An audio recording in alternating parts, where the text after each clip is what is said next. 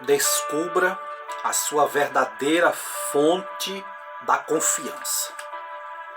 O passo final e o mais importante para termos confiança é descobrirmos a verdadeira fonte de confiança. Não coloque a sua confiança na carne. O que é que a Bíblia diz acerca disso? Porque nós, cristãos, é que somos a circuncisão. Nós que adoramos a Deus no Espírito e nos gloriamos em Jesus Cristo e não confiamos na carne. Filipenses 3:3 foi o que Paulo falou. Em que você tem depositado a sua confiança. Precisamos tirar a nossa confiança das coisas antes de colocar nossa confiança em Deus. Precisamos tirar a nossa confiança da aparência física. Precisamos tirar a nossa confiança da instrução. Precisamos tirar a nossa confiança das finanças, na posição, no relacionamento. Não é isso que nós temos confiado nesses últimos dias? Se alguém não deseja ter um relacionamento com você, por que você acha que a culpa é sua? Talvez a falta seja de outra pessoa, você que está passando por essa dificuldade. E tinha uma certa confiança em um determinado relacionamento e acabou. Mas a confiança deve estar no Senhor. Se o diabo acha que pode nos fazer viver com pensamentos negativos, ele vai nos perseguir até que Jesus volte.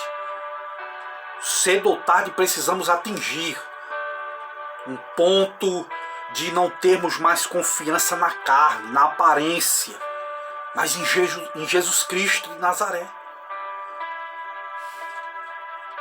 Uma certa jovem disse uma vez a uma pregadora que depositava a confiança dela nas notas da escola. Ela tinha uma certa dificuldade de aprendizagem, dizendo-se semelhante à dislexia, e estudava muito para que se tirasse notas boas e não tivesse problema na sala de aula. Mas isso estava roubando a sua alegria, isso estava roubando a sua energia.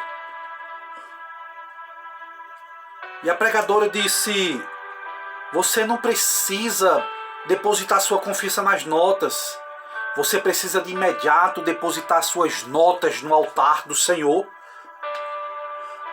E aquela moça disse: mas as minhas notas significam muito para mim. E ela disse: você precisa tirar a confiança das notas, tem que colocar as notas no altar do Senhor. Seu verdadeiro problema não era dificuldade de aprendizado, era dificuldade de confiança. Confiança no lugar errado. Onde é que está depositada a nossa confiança? Será que não está depositada no lugar errado? A Bíblia diz lá em Provérbios 3:26, porque o Senhor será a tua segurança. Todos nós buscamos estabilidade, sim ou não? Sim. Queremos estabilidade, mas é verdade que não existe estabilidade no mundo tão escorregadio, tão intenso como o que nós estamos vivendo nos dias de hoje.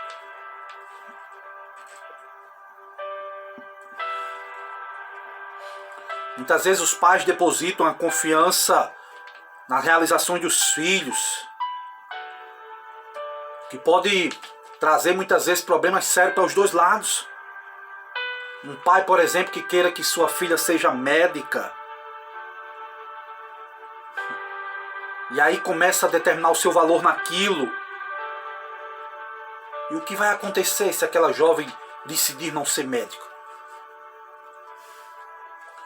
Deus está lidando com você em relação ao lugar onde você deposita a sua confiança.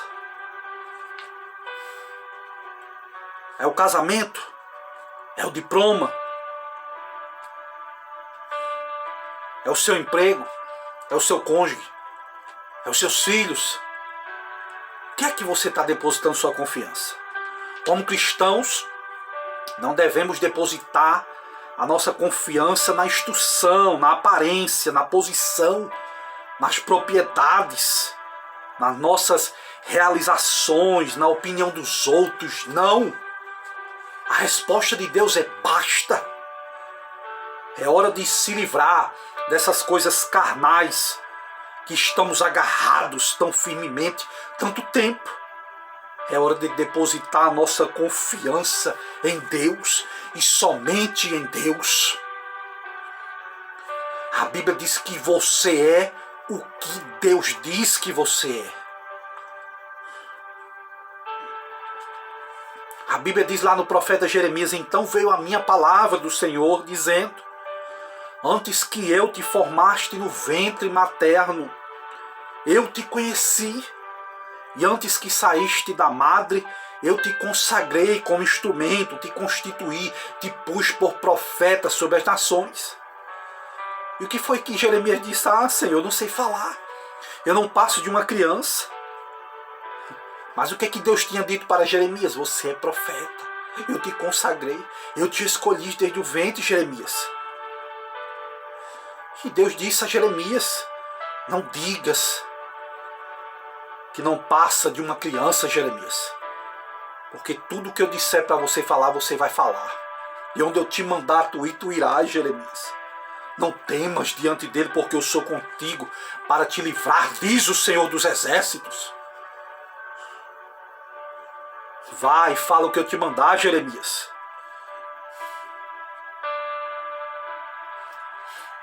Se Deus diz que somos alguma coisa, então somos. Não importa se as outras pessoas concordam com isso ou não. Não importa se as circunstâncias estão dizendo não. Você é filho amado de Deus. Você é cordeiro com Cristo. Você é escolhido.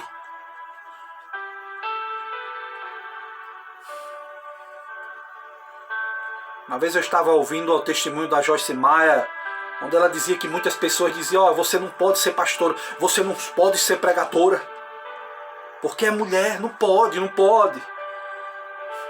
E ela dizia: eu não posso. Como assim não pode? Porque eu já estou pregando. Não tem como voltar atrás, eu já estou pregando a palavra do Senhor. A religião muitas vezes pode interferir em como vemos a Deus. A religiosidade. Paulo disse bem que eu poderia confiar também na carne. Se há alguém que pensa e tem essa confiança. E aí Paulo vai dizer: eu sou circuncidado ao 8º dia, da linhagem de Israel, da tribo de Benjamim, hebreu dos hebreus, quanto à lei fariseu, quanto ao zelo perseguidor da igreja, quanto à justiça, irrepreensível. Paulo não era somente fariseu, mas era um judeu devoto daqueles dias, era chefe dos fariseus. Ele era tão religioso que guardava todas as regras, vivia de forma piedosa, mas teve que abandonar tudo por amor a Cristo.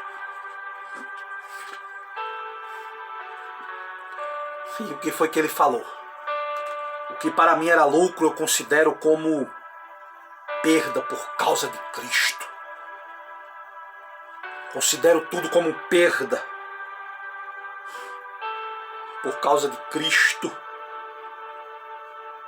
Por amor do qual perdi todas as coisas, eu considero tudo isso como um refúgio, como um lixo, para ganhar Cristo. Que tipos de regras você está tentando manter para encontrar um sentimento de autovalorização? Todo mundo quer ser autovalorizado, não é verdade? Mas que tipo de regras você tem guardado? Talvez suas regras sejam orar determinado tempo por dia, jejuar, ler tantos capítulos da Bíblia por dia, e regras e regras e regras. Faça isto, faça aquilo, não coma isso, não toque naquilo, como Paulo falou aos Colossenses 2:20 e 21. Mas Deus quer que façamos o que Paulo fez, livrarmos das regras, para ganharmos a Cristo, sermos conhecidos dele. Esta é a verdade. Você sabe porque Deus nunca nos permitirá alcançar um comportamento perfeito? Se algum dia conseguíssemos alcançar esse comportamento perfeito, nosso sentido de valor derivaria de nossa perfeição, do nosso desempenho, e não do amor e da graça de Jesus Cristo. Se eu e você nos comportássemos de modo perfeito o tempo todo, acharíamos que Deus nos deve algumas respostas às nossas orações por causa da nossa obediência, porque nós éramos bons o suficiente. E aí sabe o que é que Deus faz, meu amigo? Ele nos deixa com algumas fraquezas, ele nos deixa com espinhos na carne, como Paulo tinha, para que tenhamos que ir constantemente pedir a ajuda dele. Sabe por que muitas vezes Deus não cura certas doenças, certas enfermidades? Espinhos na carne. Para que lembremos de onde viemos, para que nos lembremos que nós dependemos de Deus, para que constantemente estejamos aos pés da cruz, para que constantemente precisamos entender que dependemos de Deus e temos que ir a Ele, muitas vezes, quer gostemos ou não. Por isso que muitas vezes acontecem certas coisas conosco. É por isso que nem sempre vai tudo bem. É porque Deus quer que estejamos aos seus pés, clamando, chorando, buscando, intercedendo. Precisamos urgentemente parar de exigir que todos sejam perfeitos ao nosso redor. Precisamos desfrutar da companhia das pessoas do jeito que elas são, com as suas fraquezas, com os seus erros. Assim como nós também somos.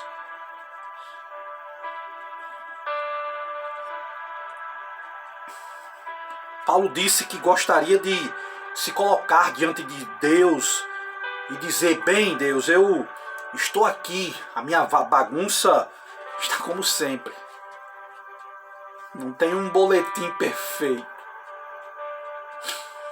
mas eu creio no Senhor. É assim que funciona. Devemos ser assim todos os dias, ou nunca vamos desfrutar de paz, de contentamento na presença do Senhor. Baseado nas minhas boas obras, baseado no meu aperfeiçoamento, não vou conseguir.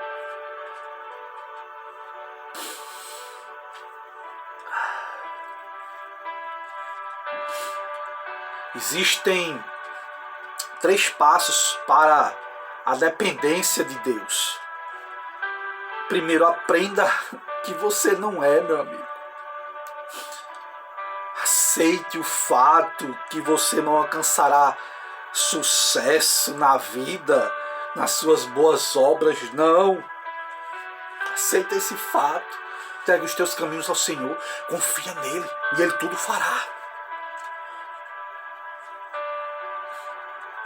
Segunda coisa que eu tenho que entender, segundo passo, é permanecer em uma posição de dependência de Deus. Precisamos aprender isso, que dependemos de Deus. O terceiro passo é aprender que assim como Deus é, você também é. A Bíblia diz: mantenhamos a confiança, pois segundo Ele é, também nós somos neste mundo. 1 João 4,17. Muitas vezes somos que nem crentes ioiô. Tem que depender das circunstâncias para estarmos bem. Paulo disse que sabia estar bem todo em qualquer situação. A ter fome, a ter fatura. A dormir num hotel, a dormir num lugar simples. A ser usado, a não ser usado. Paulo disse que estava bem em qualquer situação. E aí nós somos muitas vezes que nem crentes ioiô. Dependendo da situação, estamos lá em cima. E dependendo da situação, estamos lá embaixo. Mas o que a Bíblia diz, que nem só de pão viverá o homem, mas de toda a palavra que sai da boca do Senhor Deus. É isso. Deus é o nosso libertador, é o nosso sustentador. A Bíblia diz que Deus fez o povo de Israel sair com ouro, com prata, e em suas tribos não havia ninguém válido. No Salmo 105, versículo 37, o povo saiu rico do Egito. Deus é o nosso libertador. Deus é o nosso sustentador. Eles saíram da terra da escravidão com muitas riquezas, com energia e com saúde. Mas Deus queria que eles soubessem que Deus tirou eles de lá. Não era por causa dos méritos deles, não. Deus queria que eles aprendessem que teriam que depender de Deus. Certo pregador uma vez disse que achava que o tamanho do seu público, das reuniões dele, era por causa da sua boa palavra, era por causa da sua boa oratória, era por causa da sua dicção verbal, era por causa dos seus métodos de coach, talvez.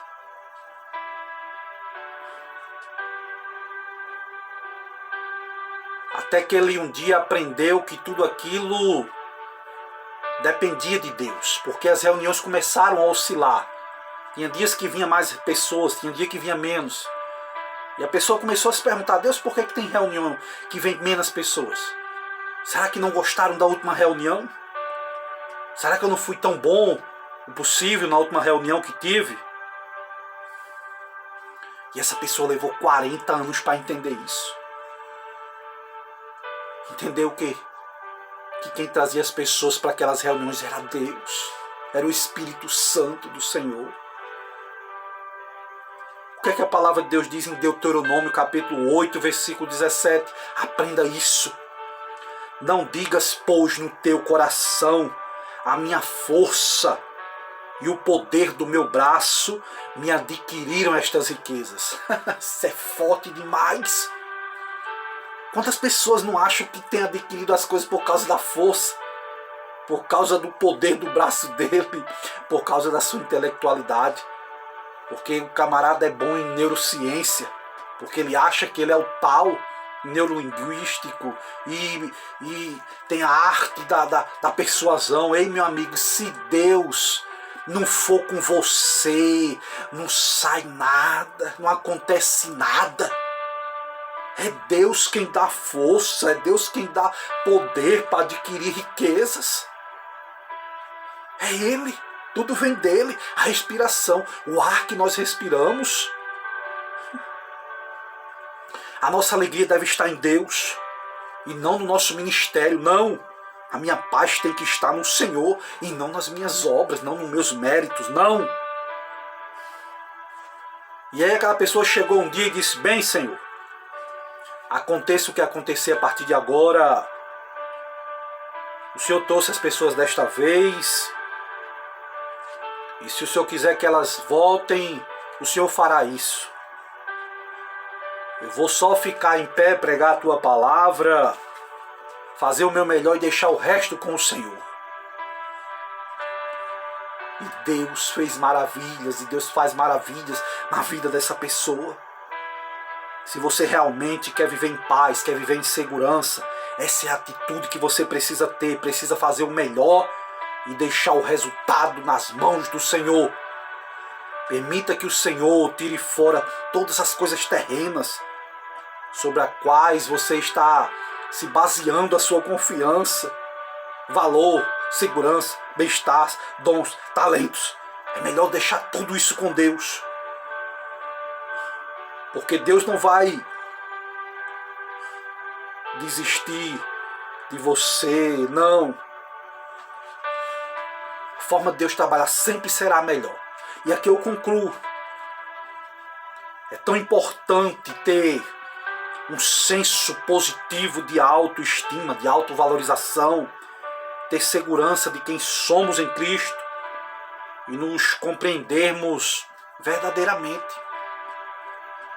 Aprendemos a gostar de nós mesmos, aprendemos o quanto Deus nos ama quando firmamos-nos no amor de Deus. Chegamos à paz conosco também. A Bíblia diz que no amor não existe medos, antes o perfeito amor lança fora todo medo. Ora, o medo produz tormento. Logo, todo aquele que teme não é aperfeiçoado no amor. É o que a Bíblia diz. Jó 11, versículo 18, sentir-se-á seguro, porque haverá esperança, olharás em derredor e dormirás tranquilo. É o que a Bíblia diz. A Bíblia diz que o Senhor, aleluias, não nos tem dado um espírito de covardia, de timidez, de medo, de nos oprimir, não. Mas Ele nos dá um espírito de poder, de amor, de moderação. É isso que Deus faz conosco para a sua glória. Aleluias, que possamos descobrir a verdadeira fonte da nossa confiança. É Deus. Se você gostou dessa palavra, compartilha com outras pessoas e que o nome do Senhor venha a ser glorificado em nossas vidas. Em nome de Jesus. Amém.